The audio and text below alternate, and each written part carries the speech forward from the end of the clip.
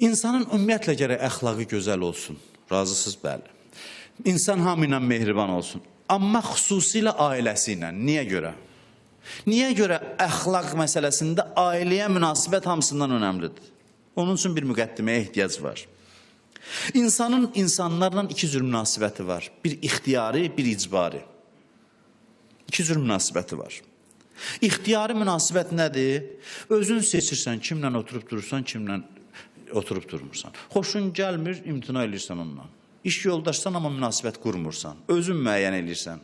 İxtiyari münasibətdir. Əsir deyirlər insanlar bir-birinə bu münasibətdə. Kimlə istəyir, necə istəyir münasibət qurur. Qonşudur, iş yoldaşıdır, dostdur.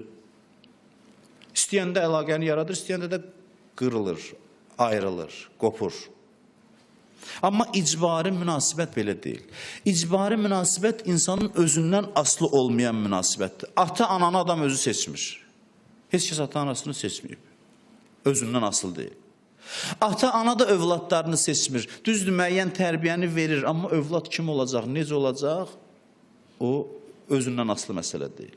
Bacı qardaş, qardaşla qardaş, qardaşla bacı insan özü seçmir. Heç kəs özü təyin eləməyib ki, qardaşım kim olsun. İcbari münasibətdir. Heç kəs atası kim olsun, onu müəyyən eləməyib. Anası kim olsun, onu müəyyən eləməyib. Allah təyin eləyib, Allah seçib. Həyat yoldaşını seçirsən, düzdür. Həyat yoldaşını seçirsən, amma bu hədisi bir daha sizə xatırladım. Burada da müəyyən qədər Allahın təqdiri xüsusi rol oynayır. Hər şeydə Allahın təqdiri var. Həyat yoldaşı seçimində Allahın müdaxiləsi daha çoxdur. Çünki orada çox hikmətlər var. Sən onunla yaşamalısan, onu sənə uyğun seçir milyonların içində.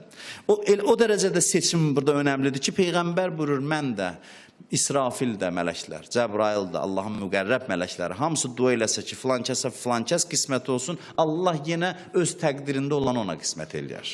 Yəni, Peyğəmbər deyir, bu məsələdə mənim duam da təsirsizdir. Mənim duam da o qədər də önəmli deyil. Allahın xüsusi müqəddəratı var. Ona görə də bəziləri səhv düşünür. Ailə quranda əvvəldən belə eləyir ki, düz gəlməz ayrılaram. Bu zehniyyətlə ailə qurmaq olmaz. Elə bir paltar dəyişir məsələn. Düz gəlməsə ayrılaram. Biz evlənəndə təxminən belə baxışda olmalıyıq ki, necə ata-ana ömrümün sonuna qədər atam anamdır, dəyişmə imkanı yoxdur. Qardaş bacı necə? Təxminən bax bu zehniyyətlə ailə qurmalıyıq ki, bunu da dəyişmək haqda düşünməyək. Təxminən qeyri-mümkün olsun bizim üçün, təxminən. Da bilirsiniz, ailə bilirsiniz nə zaman dağılar, o halları demək istəmirəm. O istisna hallarda dağıla bilər.